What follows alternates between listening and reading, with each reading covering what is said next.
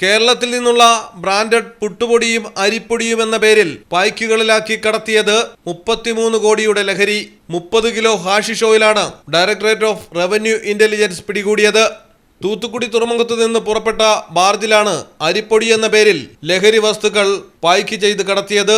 Barge പുറപ്പെട്ട ശേഷം ലഭിച്ച രഹസ്യവിവരത്തിന്റെ അടിസ്ഥാനത്തിൽ ഇന്ത്യൻ സമുദ്രാതിർത്തി പിന്നിടും മുൻപ് കോസ്റ്റ് ഗാർഡിന്റെ സഹായത്തോടെ DRI ബാർജ് വളയുകയായിരുന്നു.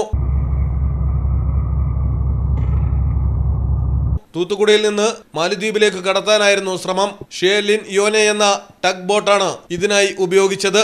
ബാർജിലെ 9 ജീവനക്കാരെയും തൂത്തുക്കുടിയിൽ നിന്ന് 2 പേരെയുമാണ് പിടികൂടിയിരിക്കുന്നത്. പ്രമുഖ ബ്രാൻഡുകളുടെ പുട്ടുപൊടി, അരിപ്പൊടി, റവ പാക്കറ്റുകളിലാണ് ലഹരി വസ്തുക്കൾ കണ്ടെത്തിയത്.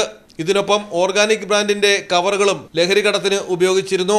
ബോട്ടിലുണ്ടായിരുന്ന ഇന്തോനേഷ്യൻ സ്വദേശികളെ അടക്കം ചോദ്യം ചെയ്യുന്നു. News desk, Malayalam television.